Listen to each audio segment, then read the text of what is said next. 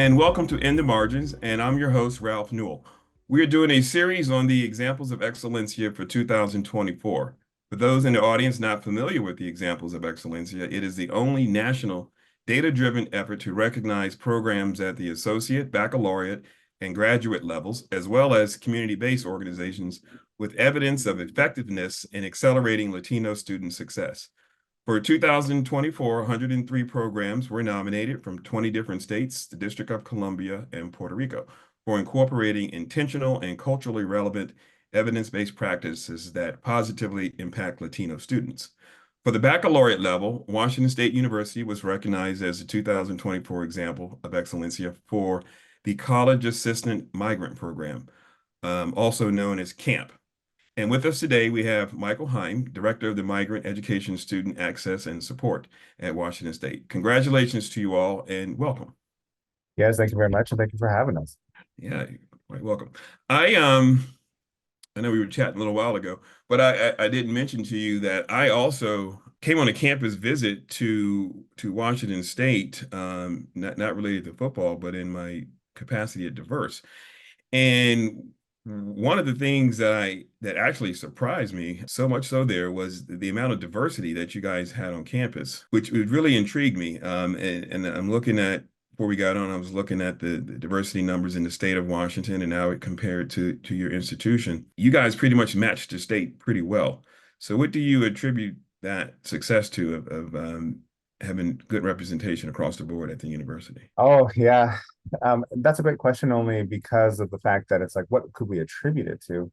I think Hmm. WSU does a really good job at providing, a community, a sense of community in the environment that students can attend here on campus.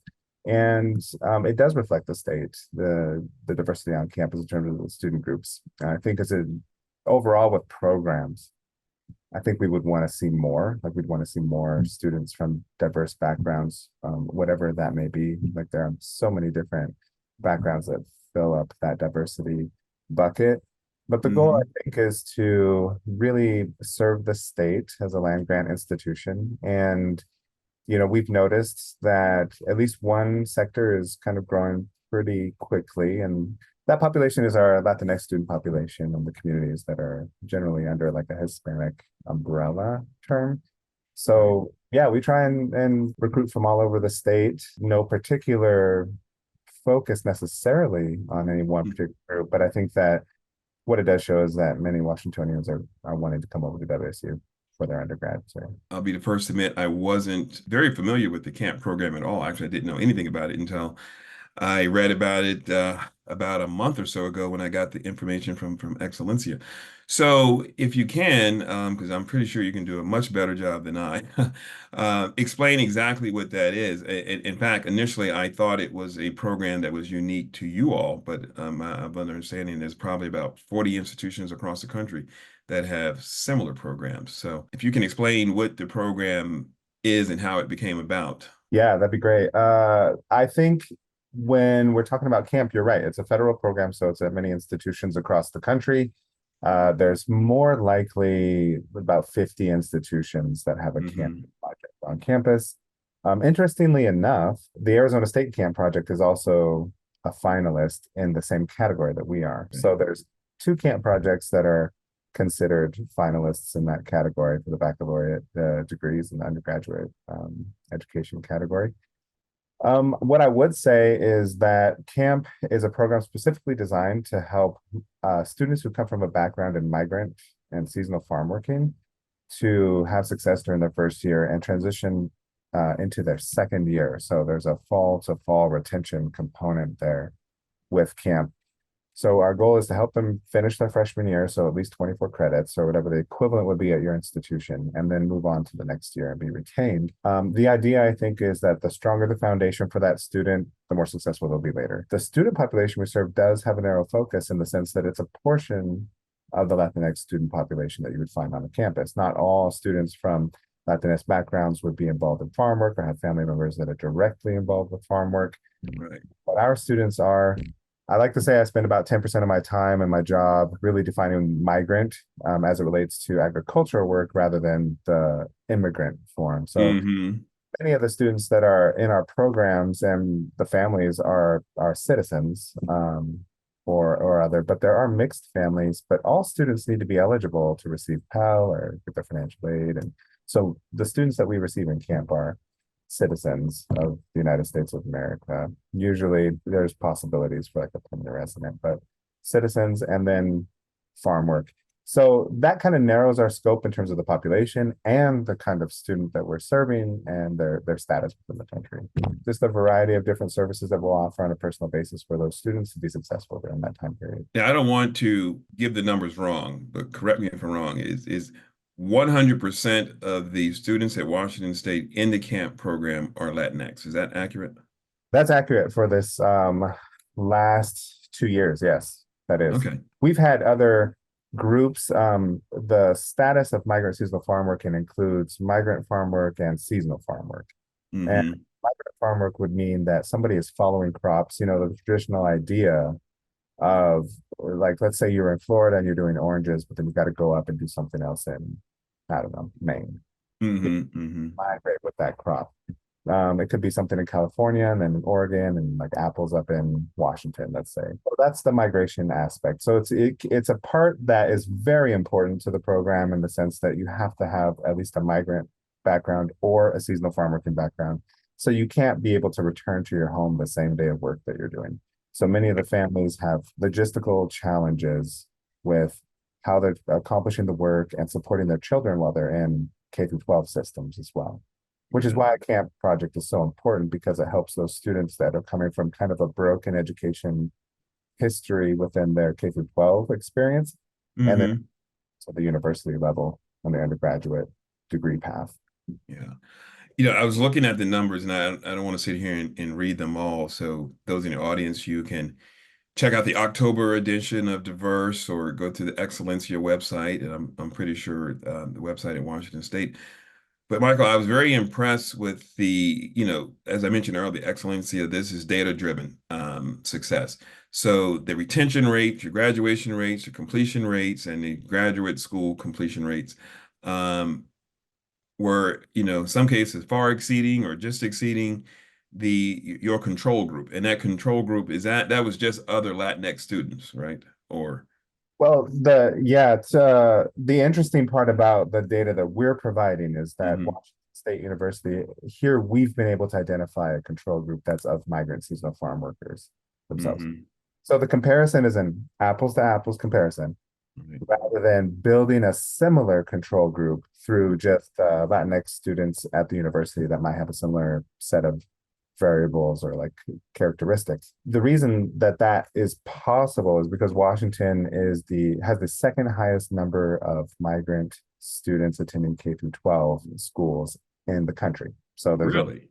there's a yeah, oh yeah, like it blows people's minds sometimes, but Yeah, you just blew mine. you I know, would have thought California, to be honest. California's number one, and then Washington follows California. Okay. I thought you said that Washington was number one. Okay. If I did, I misspoke the degree Okay. No, because I so have far, wax in my ears, I missed it. yeah, I know. California, Washington, Texas, then Florida. So it's a 1, 2, 3, 4 there. And Okay. the reason why Washington, I think, ranks up that high is because many of the harvests for the agricultural products that we have in the state require hands to really handle the delicate nature of those crops themselves. It's less on machine farming or machine assisted farming and more on people. So the more people you have to have with the harvests and helping with the farm work, the more families you'll have, the more children you'll have, the more high school graduates going to college you'll have. Hence Yeah. why there's camps need in Washington State for sure. Yeah. Hence my love of wine. I've been to Washington State to the Yeah, wineries and the vineyards. So I'm assuming you're talking about picking grapes, but what other crops? grapes, apples, pears, cherries, other Okay. berries. There's a lot of hop production. There's a lot of other things. Washington actually has one of the highest amounts of potatoes that are harvested in the country. We usually think Hmm. of Idaho for potatoes. Idaho. Yeah. If you had a French fry, the odds are, unless they made it from an Idaho potato, it's from Washington. So, Interesting. Idaho is obviously doing a better marketing job. yeah. Well, yeah, they definitely have the potatoes in the sack and the way to do that. I think they need that for sure in their agriculture industry. They have a lot of potatoes over there. Washington does, it's an Apple State overall, Yeah. with our WSU version, the Cosmic Crisp, all the way to like Red Delicious that's been out there for decades. Hmm. Those all require humans to go up in those trees on ladders and pick that Yeah. off up into the bins. So Yeah, you're talking about Idaho. I think one of the things that surprised me, I didn't know when I was up there the first time I was at Washington State, that you guys are like, what, 8 miles from the University of Idaho. I didn't realize yeah, it's that very close. close to have two R1 research institutions right next to each other like that, albeit in other states. Yeah. No, very good. Interestingly, I spoke with the folks at the Amali Foundation, which is the graduate, no, I'm sorry, no, I take it back, not the graduate, the community-based Excelencia awardee this year. And their program is, if you weren't aware, is also all about dealing with migrant workers, children. Their approach is, I mean, because they're local to that area of Florida, but their program is dealing with migrant worker children, and they kind of are almost seeing them from kindergarten through at least they're baccalaureates. Some of them, are stopping at the associate level. They're going into some workforce things, but they're taking them all the way to career. So I think this is really, I guess, for me, underrepresented group that doesn't get talked about that much. But I have definitely learned a lot about it here in the past couple of days of fate, if you will, of migrant worker children, of not having necessarily good pathways to education. And this program sounds like it definitely helps them. Tell us a little bit about yourself, like in regards to how did you even get involved with this? Where does your interest come from? Yeah, that's it's an interesting story. How it started was I wanted to be a soccer player growing up. That's what I wanted to do. I was planning on playing soccer in college, and then I suffered a knee injury right before transferring out of WSU. It shifted my life a little bit. I had the opportunity to live abroad. I had the opportunity to learn Spanish. I came back to the States speaking Spanish. My fiance, now wife at the time, was like, "You should really go and look at this program called the High School Equivalency Program at WSU." Hmm. And she was like, "If you're going to be here, we're finishing up your undergrad. So you should go take a look at it because you speak Spanish." That was pretty much all the conversation was. And I thought, well, I don't know, like maybe I'll just go see if I can help out. And the HEP project at Washington State University is one of the first projects that was founded of HEP projects in the country. There were 11 original projects in 1967, and Washington State University got one of them through the Department of Hmm. Labor. Shortly after, in 1972, just for historical purposes, that's when the CAMP projects were funded. So you're looking at coming out of the civil rights movement, you had programs that kind of were formed to help migrant seasonal farm workers. And WSU happened to have them. And I was at a place that had one of the longest continuous running HEP projects here on campus, and was able to be exposed that way to the work that was going on to help migrant seasonal farm workers get their GED in Washington State. When I went to grad school and I continued grad studies at UNM, then I was down in the University of New Mexico in Albuquerque, and they had a head project there as well, and a camp project.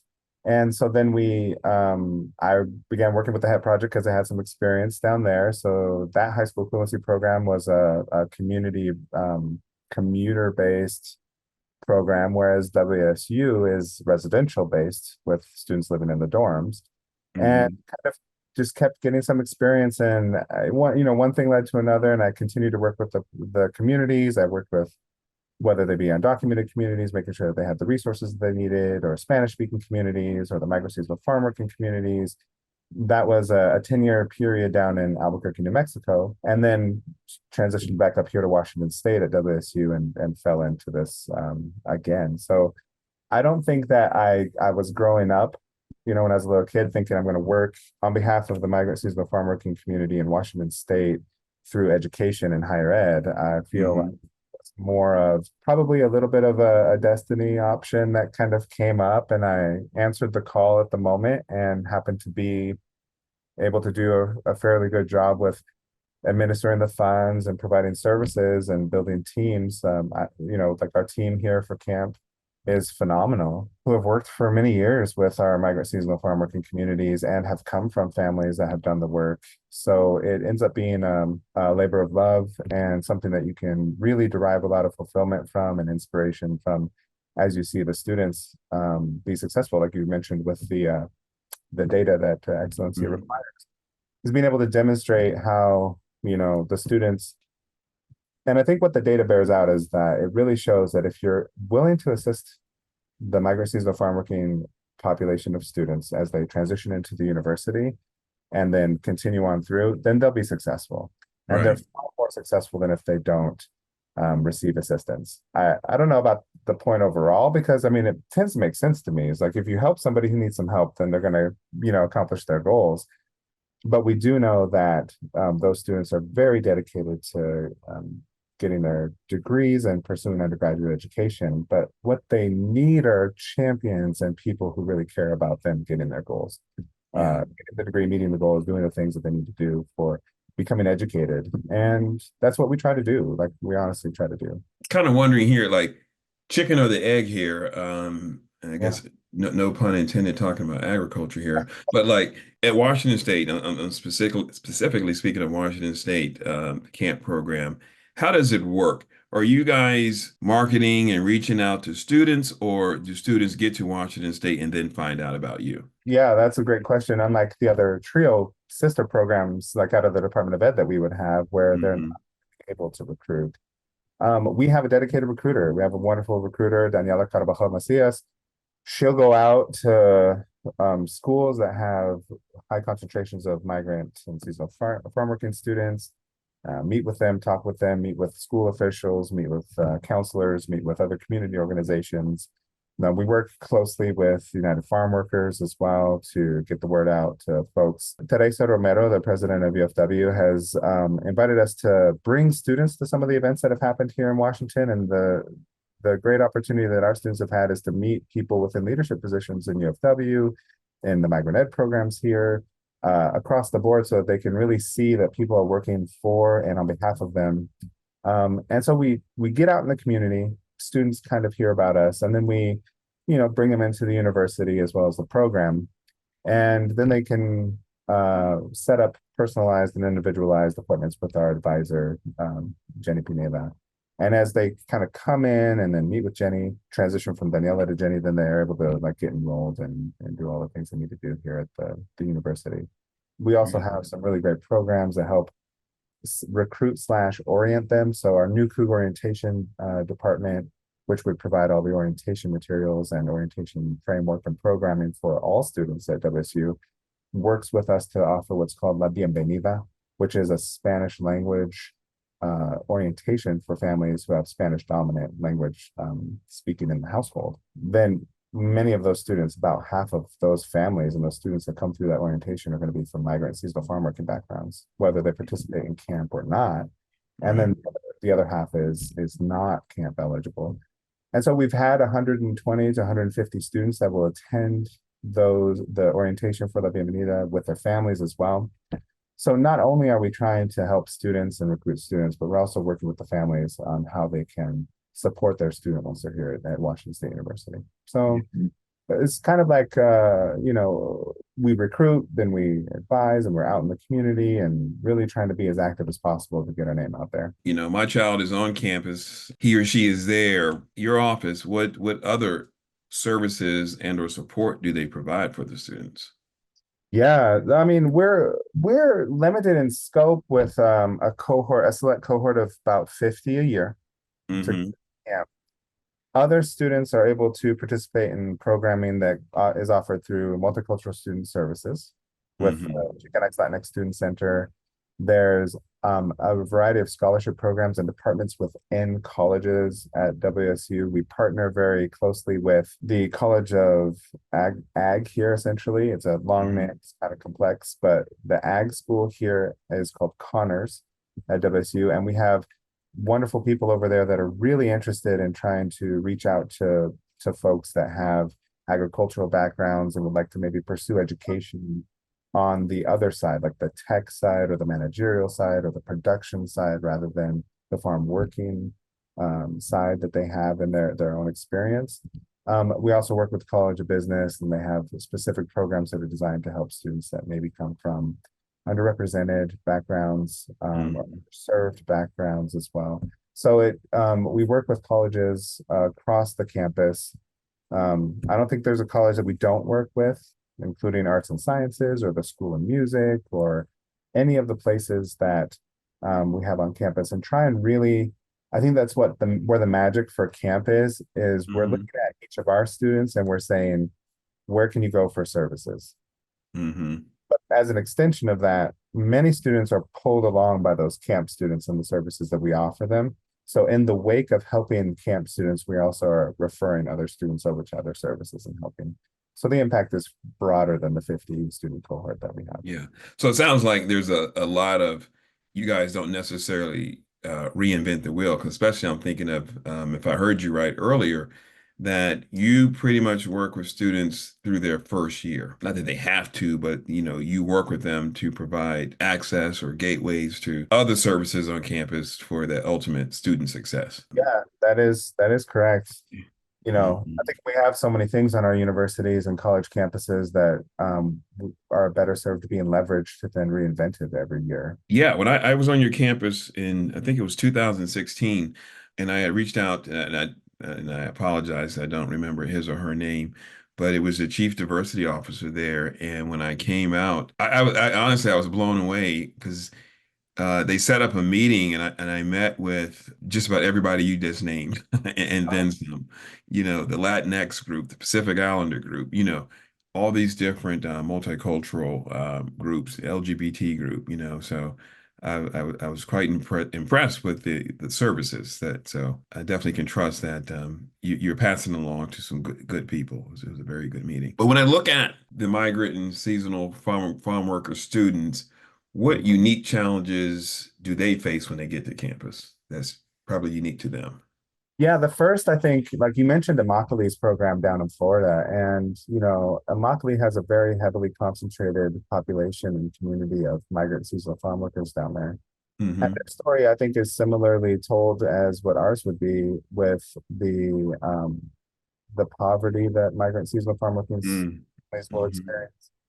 Is a whole mentality when your household is based on agricultural harvests and work. It's not as protected as other industries, sometimes not protected at all within certain crops and products. It also is very challenging to move across school districts. So you're looking at financial concerns, and you're looking at also any gaps in educational attainment. Many of our students come into the university and they're very well prepared in K through 12 overall, like in terms of have they attended the classes they needed to attend, or have they tried to work hard studying and getting good grades, and that all is there.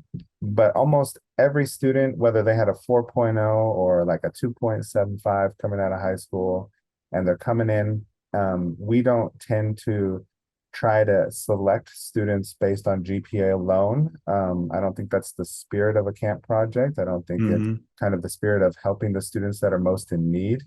But when students are coming into the program, we want students who are motivated and want to change their life through education. And when they come in with that fire and they want to do it, they want to accomplish those goals and make their family proud. They come in and they say, well, I'm willing to do what it's going to take. And here's the thing, I may have this gap or this need or this deficiency here, but I need your help to overcome it. And that's across the range of GPAs, even if they might have been in 4.0 honors college selected, right? Hmm. They still have some insecurities that come along with that, saying, am I good enough to be an honors student? Am I good enough to be at even Washington State University? And to be fair, I mean, Washington State is a great institution, but every institution of higher ed is going to intimidate a student coming from a migrant seasonal farm working background fresh out of high school. It definitely is. I mean, I wasn't, my mother went to college, my father didn't, but even I was intimidated when I got to college the first time. If you don't have someone there holding your hand, and I didn't have anybody holding my hand, and I shouldn't say that. I definitely had a lot of people there who were helping us, especially as a student athlete at the Multicultural Center. But even then, there still were things I didn't know. So that's good that they have you guys as I know our former publisher used to always say to have someone as a blocking fullback for you, to Oh, help you, lead the way. But even with that, what would you say would be some of the biggest challenges for camp students? honestly, if I could get a little more philosophical with that answer, the biggest challenge Hmm. really being really believing that they're going to be successful at getting their degree. It's Hmm. really helping to transition the student into understanding that they're a person who is whole and not broken, and Hmm. they're creative and they're resourceful. And we've taken that language from the what would be really unique to our camp project here at WSU is we've been specific and intentional with the coaching, the academic coaching training that we're doing Hmm. for our staff, and that we have the International Coaching Federation training. They have a variety of providers, and we've been able to find folks that have a pathway in their training program to get ICF certified so that we can apply some really hard skills in coaching to the students as they come in. So the conversations that we're having with them are very intentional about who they are, how they find that identity, how they match their deeds to their words, and how they match their dedication and their intentionality with what they really want to do and what they want to become. So they understand that one thing does lead to another if you set that plan up. And you're going to have bumps and things that will happen along the way and little forks in the road, but that's kind of just part of life. And but the tools to overcome those pitfalls and those challenges and those obstacles aren't necessarily do you have more money or did you have the right idea at the beginning? It comes from being resilient and understanding what that means for Hmm. you as an individual, for you as a person. Where are the areas that you need, where you're most strong and that your shoulders are broadest at?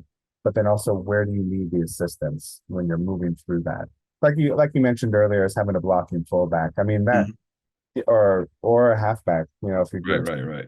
you get someone to block in front of you, because sometimes like as strong and as good as you are, you hit these obstacles that might be bigger than you, right? And Hmm. to summit that mountain, you might need a different vehicle or a different set of tools or a different set of mentalities that will help you get up to that next level. So when you think about all the challenges that these students have and, their background, navigating campus, etc., can you share with us a success story of a student that has really Uh, touched you? yeah, I think, well, I can generalize the success story. And I mean, Hmm. just so that nobody knows exactly completely who it is, but we do have some statements from students that are in the excellency examples materials as well. Hmm. But the success story is really that the camp students will come to the institution and they are bright-eyed. They are also wide, have their eyes wide open with like trying to take in everything that they're seeing. And there's some insecurity that goes along with that, and there's some excitement. And they come in ready to do the things they need to do. And gosh, it just hits them like a ton of bricks at some point, right about midterm, where they're like, this is a lot of work, actually, come to terms with this. I think all of us, but yeah. Yeah. And we help them get over, that midterm hump and then kind of move on through the semester and get the hang of things. And what inevitably happens is that somewhere right about midway through that spring semester, it kind Hmm. of clicks for them. It clicks that they're like, I've got this now. I have enough like experience under my belt. I see where we're going. I've learned at least one midterm lesson. I've learned one finals lesson. I kind of got my feet underneath me and my bearings are there. So after that moment, they really kind of just take off. And they may have switched their major, they may have decided to do an extra minor or change some interest. But what happens is they kind of take off. And we're preparing them to become leaders, we're preparing them to be self-sufficient while they go through the university because we are a first year program and we are maybe into the second year when we follow some students that might not have Hmm. finished first year completely. So Right. at that moment, we're like, is the foundation strong enough? And we want to make sure that it is. And when it happens, and it's such a magical moment, right? That dance kind of completes itself, and they're like, hey, let's take off. Let me try and spread my wings now. So they just jump out of that camp nest ready to fly. And man, I tell you what, they soar sometimes. So Hmm. when they hit that draft, that upward draft, they just take Hmm. off. The success out after that is, really answering the question, can a program that does a good job within the first year and a half of a student's academic journey really make a difference? And I feel that what we see in the data is that it's absolutely true. People will need support later, yes. And that we can't give up on students in years 2, 3, and 4 either. Maybe 5, maybe 6. I don't know. Like some people might need that time. Yeah. Yeah. But once you get that foundation strong, then you can start building on that. And that's really what we're doing. And what happens is some of the data, like you mentioned at the beginning, show that compared to our comparison group and to other folks, we got a 10 percentage point increase in graduate school completion. Hmm. So while we do have many people applying for grad school, the completion rate is still higher from camp students as the only factor that we've been able to identify as the one that you could say, well, that was different from the control. Right. So, Right. so being a part of a program that really gets you started on the right foot, I think helps students overcome that initial fear, the initial anxiety that could linger through 2 to 3 years, maybe for some students. Yeah. So good segue. So when you talk about that for those students, and really, I think all the students in the program, but in particular for those where like everything hasn't clicked. So, they're into year 2 and 3. How do you guys work with the broader Washington State community to raise awareness of the needs of migrant students? Yeah, we try really hard to be out with our migrant ed programs in the state to communicate with them as well. They have a lot of Mhm. recruiters on the ground, and just being out there with people, I think, is the main thing. We have a really great team that like really cares about student success and the families. So Hmm. having that information go out, partnering with just anybody and everybody you can to try and say, hey, we're out here. Here's a program that's available for us to leverage or to work with or to support or to complement. It's super important to really know who's out there and who can, Hmm. which is why I mentioned like earlier, there's UFW. We've worked close with them to try and find, especially the UFW Foundation, to try and find to get connected to the people, find the families that we need to find, or understand what the issues are right now with the migrant seasonal farm working community. If there's one thing they do, it's work hard. There's a second thing they do, it's talk and preach to their kids about the importance of education. We are trying to help students understand and work with folks to see that educational attainment and higher ed graduation is a reality for our migrant seasonal farm working communities because if you can work hard and you value education, then those two things go hand in hand. And Hmm. if we can help to clear some of the obstacles or pave that road, that's what we want to try and do. So, really reaching out to folks and partnering and seeing what's out there, what's happening, what do we need to pay attention to, where do we need to go from here, and then kind of bring students in and say, we've heard that this is something that you've been concerned with. We can try and help you with that right now. Nothing in life is free, right? So, the CAMP program, I guess, is primarily, federally funded. But outside of the dollars you need from the feds, how else do you guys raise funds, or do you need to raise funds from outside sources to help support the program? Well, part of that is that being located within a university, that we have access to different services that you normally wouldn't have Mm. if you didn't have the infrastructure. So being located within a university is very helpful. Yeah. It kind of multiplies the funding that you do have. Hmm. The funding that we have, we are able to leverage that specifically to help our students be successful during that first year. If it comes to fundraising and other things, we have a very supportive migrant program at the state level. The Washington, the WASAC, and we have OSPI, the Office of the Superintendent of Public Instruction. These offices are very supportive of the students that they're educating within the K through 12 system, and in Hmm. Washington particularly, there's a lot of agricultural families there. So they are supportive of understanding that this is something that we need in Washington for moving our future, economy and the higher ed industry, everything forward. It depends on really being able to serve families and folks that are from those communities as well. And I guess the goal is that we haven't had to specifically raise funds outside of our grant funding, but Hmm. tell you what, if we could get similar amounts of funding for years 2, 3, and 4, you would see Right. an even higher amount of retention, graduation.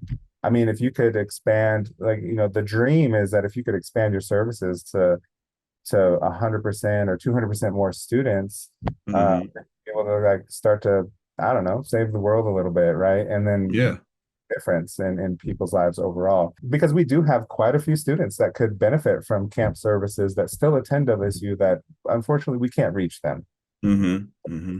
Well, to expand funding, I think is very important.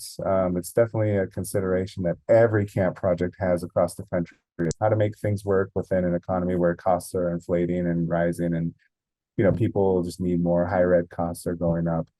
So it's a game that we all signed up to play. I have a colleague that said that. It's like we know the game we signed up to play and we work hard to try and make sure we win as much as we can. You may have partially answered my next question, but I'll ask it anyway. Looking forward, what changes or improvements would you like to see in the CAMP program?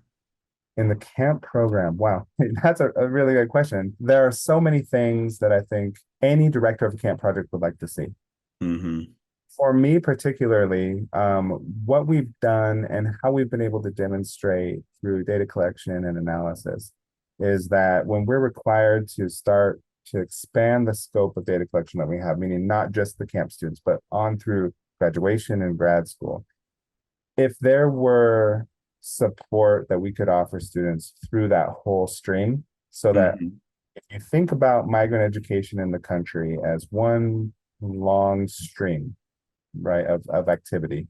You've got K through 12, early start, you've got higher ed, maybe some out of school youth with the high school equivalency program and folks that need to get GEDs, and they come to the university.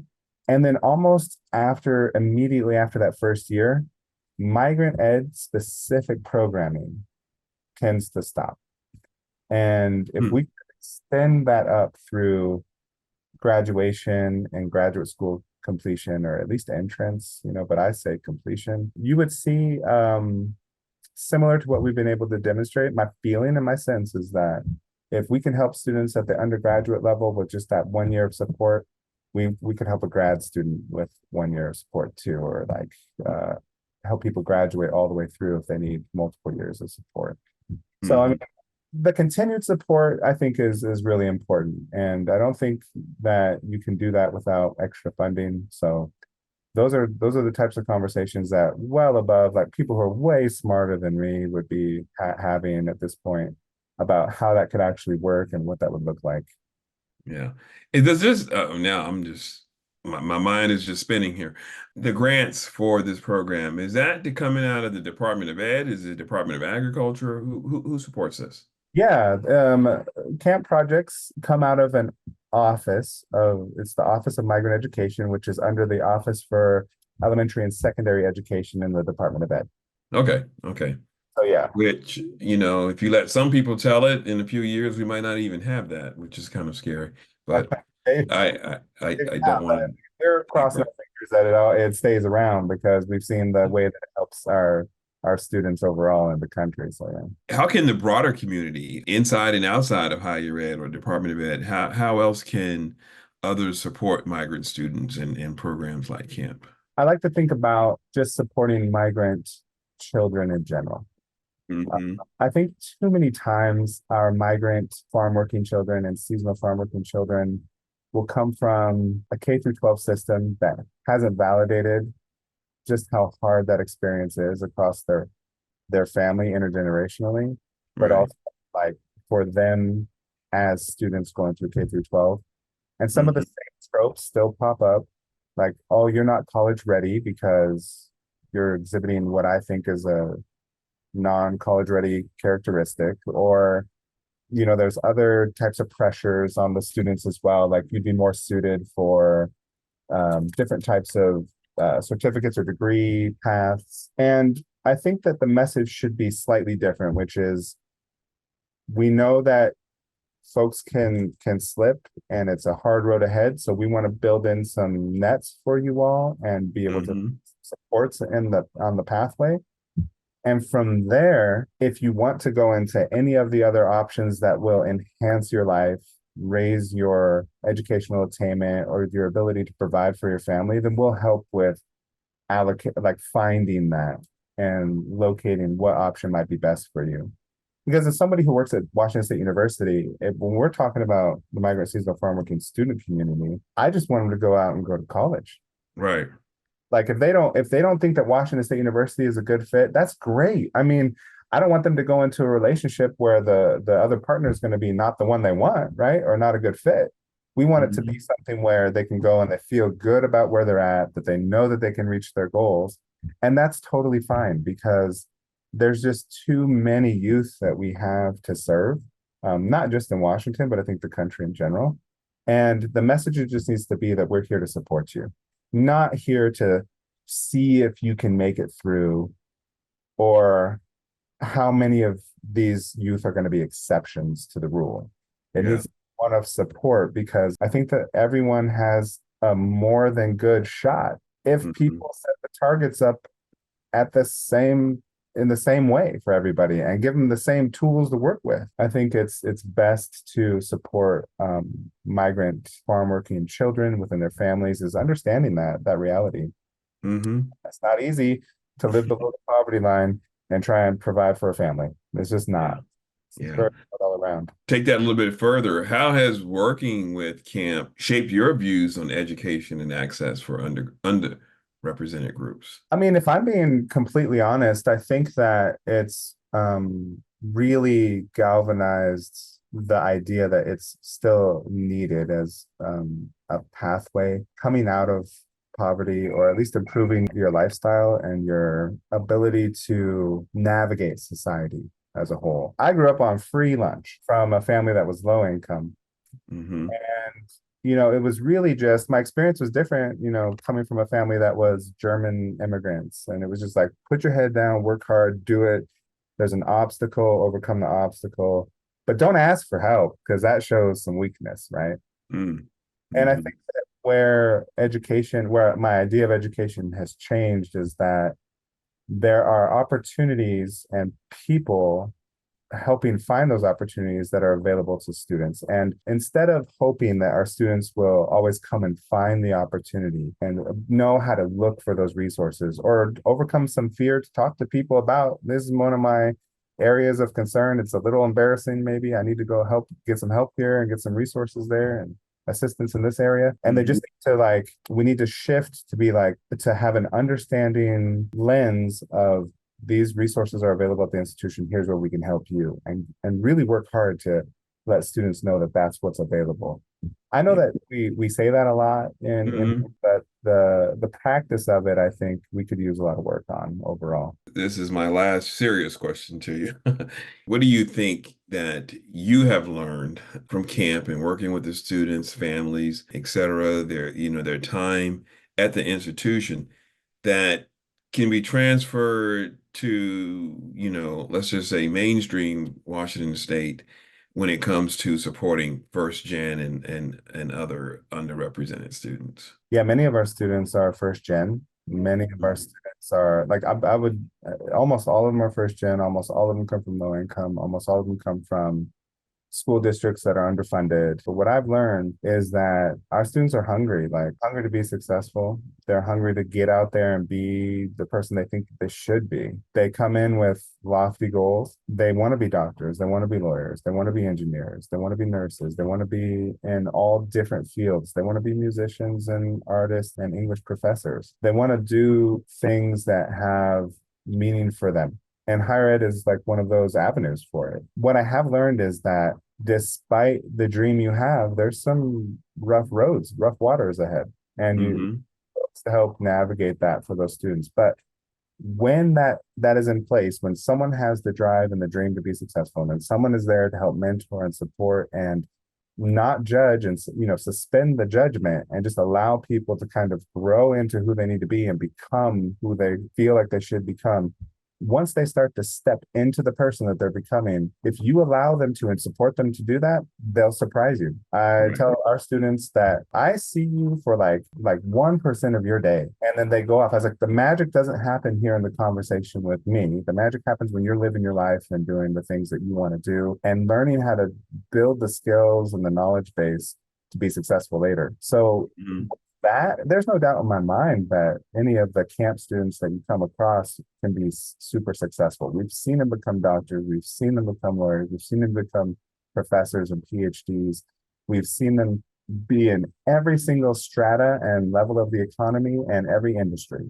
And the idea that that couldn't be a possibility is something that I've learned that they are very adept at handling. Someone there to just help them a little bit. No, thank you, Michael. But that was very definitely informative, and I learned a lot here in regards to the camp program and how it works at Washington State, and probably we can assume transferable to the other 40, 50 institutions that have it as well. Just to wrap up, I don't know why this is popping in my head. Totally unrelated, but I'm going to ask you this question, and if you have nothing to add to it, that's fine. But being at Washington State, as we mentioned earlier, you guys are very close to the University of Idaho. And for some reason, literally just seconds ago, the murders that happened there a couple of years ago at the University of Idaho popped into my head. In the aftermath of that, as Washington State, University of Idaho, have you guys done anything different as far as working with students in reaction to that?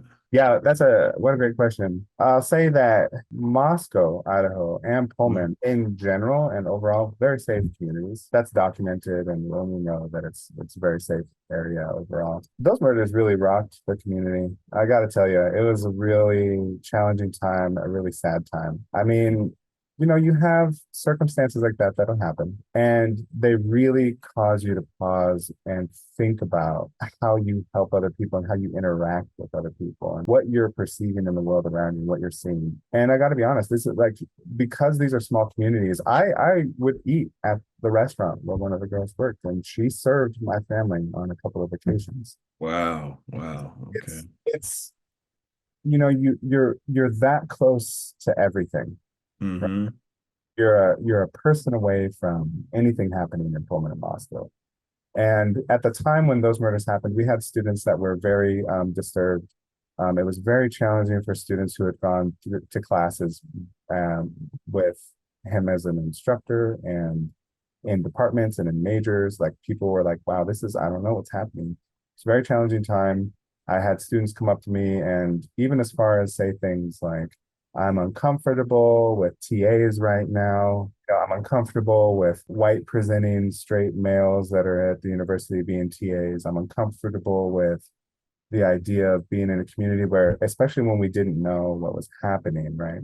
Mm-hmm. So I'm not, and this I'm speaking personally and seeing what students were witnessing and what they were experiencing.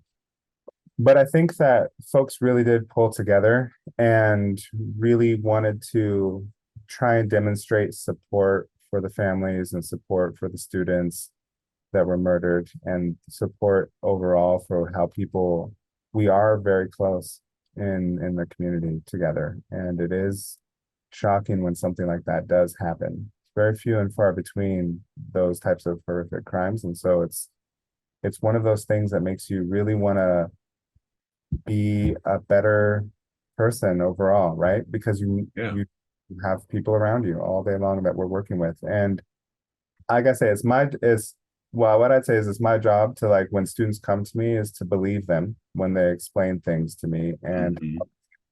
And from there we build off of that conversation of belief and trust that this is what you're experiencing, this is what you're happening, this is what's happening and what you're going through.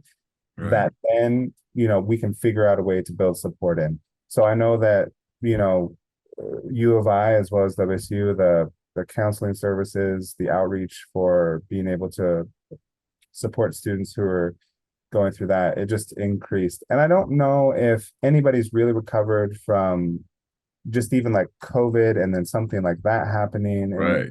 Moscow Right.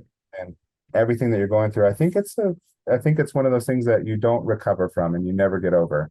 and it will always be kind of in people's minds about it. But I think that people have worked very hard to support one another. I didn't even think about the COVID aspect of it, just from a layering standpoint of just so much going on. And it's funny how the mind just quickly thinks about things. And I'm sitting here saying to myself, why am I even thinking about the University of Idaho, other than, the proximity to you guys? And it just hit me. I saw a guy in the grocery store earlier this morning that had on a University of Idaho shirt. Well, I will say this, that the University of Idaho has a great camp project too. Oh, really? Okay. Got two camp projects really close to one another, and we actually had an event together to have camp students meet each other just in April. It's one of those things that, while I know you got primed to think about the University of Idaho from seeing a sweatshirt, Hmm. but we have a good relationship with the institutions that have camp projects here, and University of Idaho is one of them, and they do a great job with their students over there. And we try to make sure that, folks understand that it's not a WSU program, it's a federal program. Right, right. University of Idaho's program is not the University of Idaho program. It's a federal program. And there really are like kind of jewels on the crown of services, especially to Latinx students that will be coming on campus, but Hmm. most on a population that's so unique. And the makeup is, if you any place in the country, you have different folks that will be the primary group that a program's working with, whether they be from the Middle East or whether they be from Southeast Asia coming in, whether they be white seasonal fishing communities, whether they be Native American communities who have a very strong connection to the seasonal farm work aspect of what we do. Right. When you say migrant seasonal farm worker, it's a very diverse name. If It, you it really is. say it like that. When you said fishing, I didn't even think about that, but that would be an area as well, I would assume, right? Fishing community. Mm-hmm. Yeah. Okay. No, this is really good, and thank you so much for sharing. You have definitely educated us all. Michael, again, thank you very much for your time. And for folks who want to know more about camp in general, and or at Washington State, do you mind sharing how they can reach out or find out more information?